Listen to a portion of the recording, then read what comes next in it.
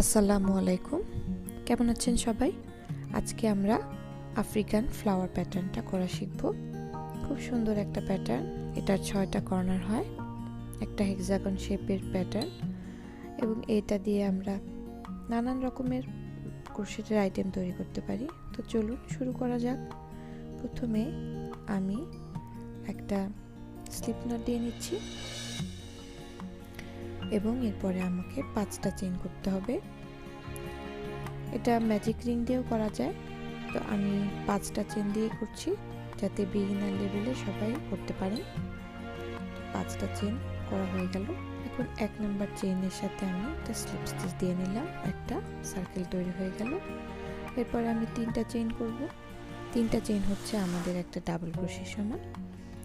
এরপর একটা double crochet, তার মানে পরপর দুটো ডাবল ক্রোশে করে নিলাম, কারণ 3টা চেইন কিন্তু একটা ডাবল ক্রোশের সমান। এরপরে আমরা একটা চেইন করব, এরপর আবারও দুটো ডাবল ক্রোশে করব। এই আফ্রিকান ফ্লাওয়ার প্যাটার্নটা কিন্তু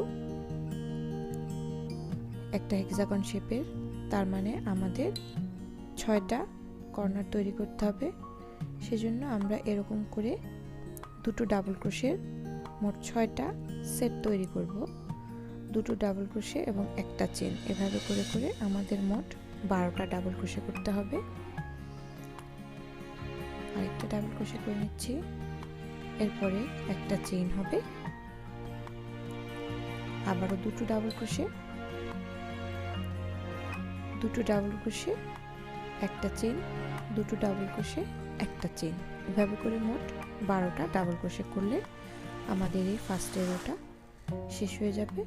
এবং আপনারা চেষ্টা করবেন আফ্রিকান ফ্লাওয়ার প্যাটার্নে অবশ্যই যেন 4টা কালার ইউজ করা হয়। আমি পুরোটা রো করে আসলাম। এখন আমাদের অবশ্যই শেষের চেইনটা করে নিতে হবে, এবং আমরা প্রথমে যে 3টা চেইন করেছিলাম তার 3 নাম্বার চেইনের সাথে একটা স্লিপ স্টিচ দিয়ে এই রাউন্ডটা শেষ করে নিচ্ছি। এবার সুতাটা আমি কেটে নিলাম। তো আমি যেটা বলছিলাম যে এই প্যাটার্নে কিন্তু আমাদের 4টা কালার ইউজ করতে হবে, এবং কমপক্ষে 4টা কালার ইউজ করলে প্যাটার্নটা খুব সুন্দর ফুটে উঠবে।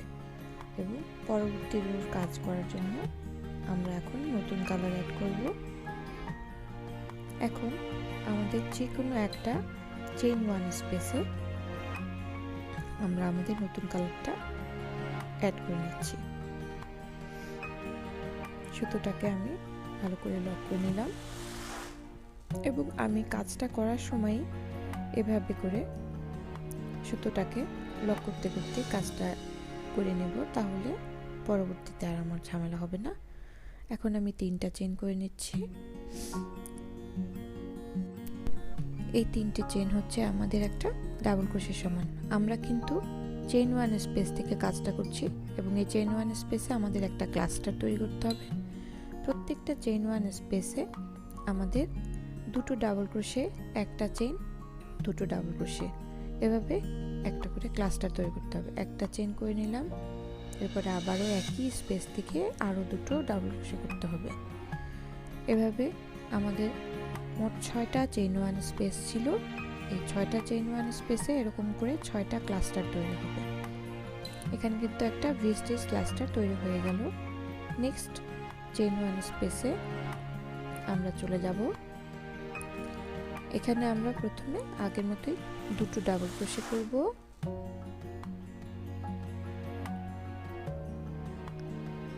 আরেকটা ডাবল ক্রোশে করে নিচ্ছি, এবং একটা চেইন, এবং একই স্পেস থেকে আমরা আরো দুটো ডাবল ক্রোশে করব। এভাবে প্রত্যেকটা চেইন 1 স্পেসে আমাদেরকে এরকম একটা ক্লাস্টার তৈরি করতে হবে। এখানে আমরা যে রো 2 করছি, রো 2 এবং রো 3 কিন্তু একই কালার দিয়ে করতে হবে। আপনারা এই জিনিসটা কিন্তু লক্ষ্য রাখবেন। দুটো ডাবল ক্রোশে, একটা চেইন, দুটো ডাবল ক্রোশে, এভাবে করে আমি প্রত্যেকটা চেইন 1 স্পেসে একটা করে ক্লাস্টার করছি। পরবর্তী স্পেসগুলোতে একইভাবে আমি দুটো ডাবল ক্রোশে, একটা চেইন, দুটো ডাবল ক্রোশে দিয়ে পুরোটা রো আমি শেষ করে আসবো।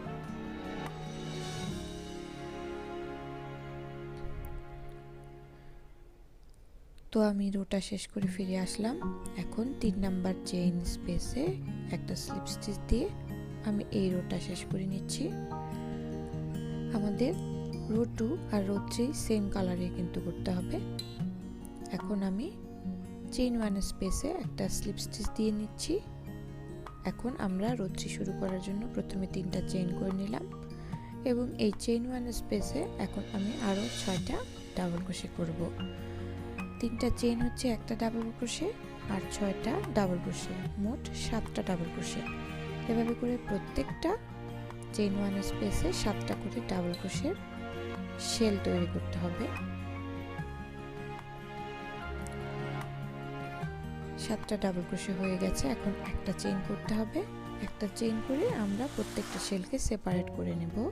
এভাবে করে আমাদের মোট 6টা শেল তৈরি হবে।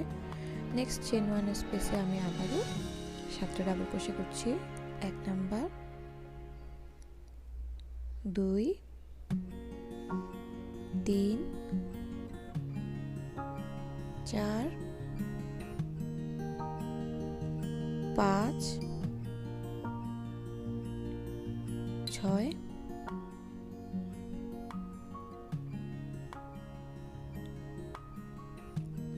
7।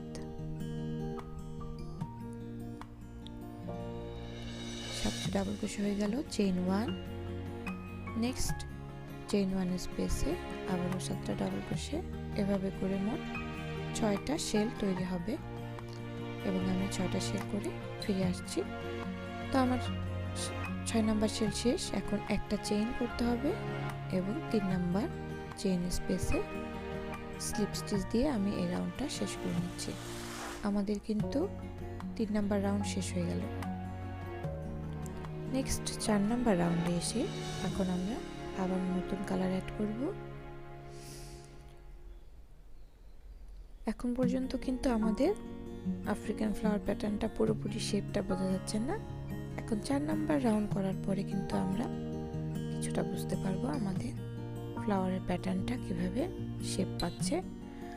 এই 4 নাম্বার রাউন্ডে আমাদের সিঙ্গেল ক্রোশে করতে হবে। এখানে 7টা স্টিচ আছে। এই 7টা স্টিচে কিন্তু আমরা সিঙ্গেল ক্রোশে করব এবং চেইন 1 স্পেসে আমরা একটা ইলংগেটেড সিঙ্গেল ক্রোশে করব। আসুন আমরা কাজটা করতে করতে দেখে নিই কিভাবে করতে হয়। প্রথমে যেখান থেকে শুরু করেছিলাম ওখানে একটা সিঙ্গেল ক্রোশে করে নিলাম এবং পরবর্তী 6টা স্টিচেও আমি সিঙ্গেল ক্রোশে করে নিচ্ছি এবং আমি কিন্তু সিঙ্গেল ক্রোশে করার সাথে সাথে আগের রো থেকে সুতার এন্ডগুলোকেও লক করে দিচ্ছি যাতে পরবর্তীতে আমাকে আর এগুলো নিয়ে কাজ করতে না হয়। এভাবে প্রত্যেকটা ডাবল ক্রোশের উপরে একটা করে সিঙ্গেল ক্রোশে হবে 4 নাম্বার রোতে।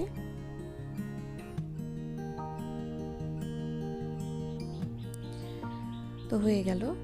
এখন এই চেইন 1 স্পেসে এসে আমি 2 নাম্বার রোর যে ক্লাস্টারটা হয়েছিল এই ক্লাস্টারটার জয়েনিং এর অংশ থেকে আমি কিন্তু হুকটা তুলে নিলাম এবং এটাকে টেনে একটু লম্বা করে নেবেন যাতে আপনার লেভেলটা সমান থাকে। এবং আমি এখানে একটা সিঙ্গেল ক্রোশে করে নিচ্ছি এবং পরবর্তী 7টা ডাবল ক্রোশের উপরে আমি একটা করে সিঙ্গেল ক্রোশে করে নেব। 2টা, 3, প্রত্যেকটা স্টিচে আমি সিঙ্গেল ক্রোশে করে নিচ্ছি। 4,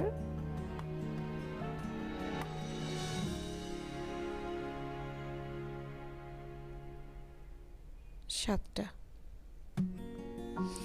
এখন আমি আবারও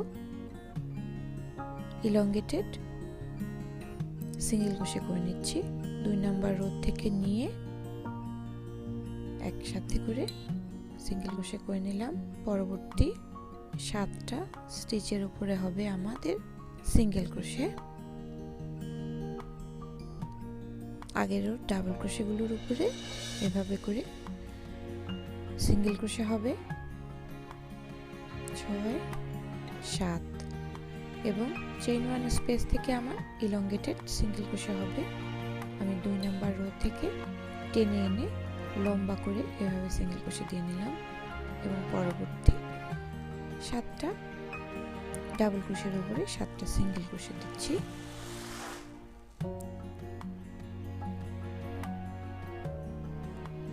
এভাবে পুরোটা রো আমরা সিঙ্গেল ক্রোশে দিয়ে শেষ করব।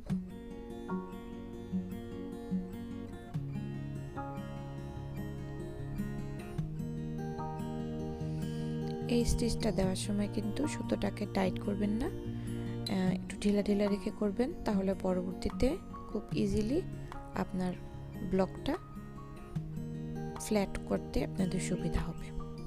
শেষের ইলংগেটেড সিঙ্গেল ক্রোশেটা করে নিলাম এবং আমরা শুরুতে একটা স্টিচ বাকি রেখেছিলাম, সেখানে একটা সিঙ্গেল ক্রোশে দিয়ে এভাবে করে স্লিপ স্টিচ দিয়ে আমি 4 নম্বরও শেষ করে নিচ্ছি এবং একটা স্লিপ স্টিচ দিয়ে সুতোটাকে আমি কেটে নিলাম। তো আমাদের 4 নম্বর রো এভাবে শেষ হয়ে গেল। এ পর্যায়ে ব্লকটা একটু আঁকা বাঁকা মনে হলো, ভয়ের কোনো কারণ নেই, আপনারা পুরোটা ব্লক শেষ করবেন এবং তারপরে একটু ব্লকিং করে নিলে ইজিলি এটা ফ্ল্যাট হয়ে যাবে। এখন পরবর্তী রো শুরু করার আগে একটু আলোচনা করে নিই। যেখানে আমরা ইলংগেটেড স্টিচটা করেছি এখান থেকে আমাকে কিন্তু 7টা সিঙ্গেল ক্রোশে করা ছিল। এখানে আমাদের টোটাল 4 নাম্বার সিঙ্গেল ক্রোশের উপরে থেকে কর্নারগুলো তৈরি করতে হবে। আমরা খেয়াল রাখবো 2 পাশ থেকে 3টা করে স্টিচ বাদ দিলে কিন্তু 4 নাম্বার স্টিচটা পাওয়া যায়। এই 4 নাম্বার স্টিচের উপরেই কিন্তু আমাদের কর্নার হবে, তাই যখন আমরা কাজ করব তখন এই ইলংগেটেড স্টিচটার পরের স্টিচ থেকে 3টা স্টিচ বাদ দিয়ে 4 নাম্বার স্টিচে কর্নার হবে। এই জিনিসটা লক্ষ্য করতে পারলেই খুব সহজেই আপনারা পরবর্তী রোটা করতে পারবেন। এবং প্রত্যেকটা সাইডে আমাদেরকে 8টা করে ডাবল ক্রোশে দিতে হবে এবং কর্নারে আমরা একটা ডাবল ক্রোশে, একটা চেইন, একটা ডাবল ক্রোশে এভাবে করব। তো আসুন শুরু করা যাক। আমরা কিন্তু ইলংগেটেড স্টিচটার পরবর্তী ঘর থেকে কাজটা শুরু করছি। সুতোটাকে লক করে নিলাম। এই রোতে আমাদের শুধুমাত্র ডাবল ক্রোশে করতে হবে। আমরা সেম স্টিচেই 3টা চেইন করে নিচ্ছি। এরপরে আমি পরবর্তী 3টা ঘরে ডাবল ক্রোশে করে নেব। 1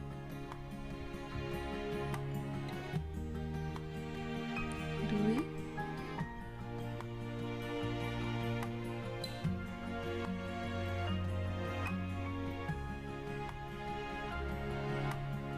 আমি স্টিচটা করার সাথে সাথে কিন্তু সুতোটাকে লক করে নিচ্ছি। 3 নাম্বার স্টিচটা করে নিচ্ছি। পরবর্তী স্টিচে আমরা আপনাদের কর্নারটা করব। একটা ডাবল ক্রোশে,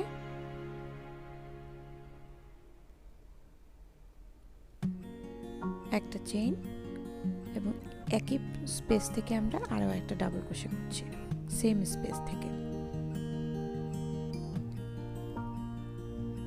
আমাদের প্রথম কর্নারটা হয়ে গেল। এবারে আমরা পরবর্তী সবগুলোর স্টিচের উপরে ডাবল ক্রোশে করব এবং ওই কর্নার পজিশন পর্যন্ত আমাদেরকে ডাবল ক্রোশে করতে হবে। এভাবে আমাদেরকে মোট 8টা স্টিচ করতে হবে।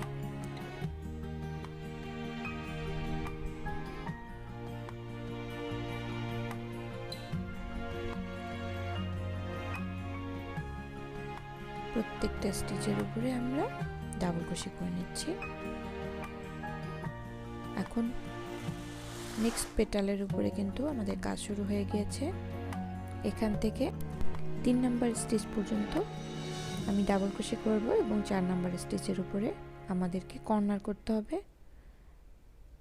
কর্নারে গিয়ে একটা ডাবল ক্রোশে, একটা চেইন, একটা ডাবল ক্রোশে করতে হবে। আমি ঘরগুলোকে আরেকবার কাউন্ট করে নিচ্ছি যাতে ঠিক 4 নাম্বার স্টিচের উপরে আমাদের কর্নারটা হয়। এবারে একটা চেইন এবং একটা ডাবল ক্রোশে। লম্বা স্টিচটার থেকে আমাকে 3টা স্টিচ দূরত্বে গিয়ে তারপর কর্নার করতে হবে। এই জিনিসটা আমাদের কাউন্টে খেয়াল রাখতে হবে। আবারও আমি পরবর্তী স্টিচগুলোতে ডাবল ক্রোশে করে যাব। এই পেটালটা শেষ করে প্রত্যেকটা স্টিচে ডাবল ক্রোশে করে করে আমি এগিয়ে যাচ্ছি। পরবর্তী পেটালটা শুরু হয়ে গিয়েছে। এখানেও আমরা বড় স্টিচটার পরে 3টা স্টিচের উপর ডাবল ক্রোশে করছি। 3টা ডাবল ক্রোশে করে ফেললাম।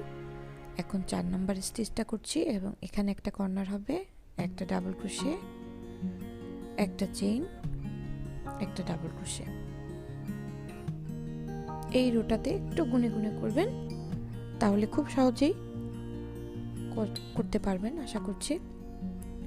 এই প্যাটার্নটা খুবই সহজ এবং করতে খুবই ভালো লাগে, কারণ এখানে অনেক কালার কম্বিনেশন ইউজ করা যায় এবং সব শেষে কাজটা অনেক সুন্দর হয়। যে কোনো সুন্দর কাজ করতে কিন্তু আমাদের অনেক ভালো লাগে, তাই না? তো এরপরে প্রত্যেকটা স্টিচে আবারও আগের মতো ডাবল ক্রোশে করে যাচ্ছি আমরা।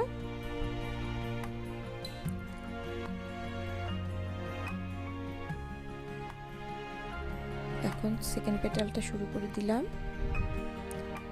পরবর্তী পেটালের উপরে আগের মতোই 3টা ডাবল ক্রোশে আগে করে নিলাম।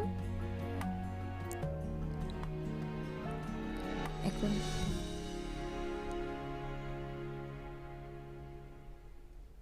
এটা 4 নাম্বার স্টিচ, সো এখানে আমরা একটা চেইন দিয়ে একই পজিশন থেকে আরেকটা ডাবল ক্রোশে করছি এবং এতে করে আমাদের আরও একটা কর্নার তৈরি হয়ে গেল। এভাবে করে পুরোটা রো শেষ করে আমি ফিরে আসছি। আমাদের পুরোটা রো করা হয়ে গিয়েছে। এখন 3 নাম্বার স্টিচের সাথে স্লিপ স্টিচ দিয়ে আমি শেষ করে নেব এবং সুতাগুলোকে লক করে নেব। তো আমাদের আফ্রিকান ফ্লাওয়ার প্যাটার্নটা কিন্তু হয়ে গেল। আমাদের প্যাটার্নটা কিন্তু মোটামুটি বেশ ফ্ল্যাট হয়েছে। আপনারা অবশ্যই খেয়াল রাখবেন 4 নাম্বার রো থেকে যেন সুতোটাকে একটু লুজলি আপনারা স্টিচ করেন, তাহলে বেশি আঁকাবাঁকা হবে না এবং ব্লকিং করতেও আপনাদের বেশি কষ্ট হবে না। তো আশা করছি আজকের এপিসোডটা আপনাদের ভালো লেগেছে। আপনাদের সবাইকে অনেক অনেক ধন্যবাদ এবং সবাইকে আমি অনুরোধ করব আমাদের চ্যানেলটা সাবস্ক্রাইব করবেন এবং পাশে থাকা বেল বাটনটা ক্লিক করে আমাদের সাথে থাকবেন এবং অবশ্যই আপনারা কমেন্টে আপনাদের পরামর্শ জানাবেন আমাদেরকে। সবাইকে অনেক অনেক ধন্যবাদ এবং আল্লাহ হাফেজ। সবাই ভালো থাকবেন।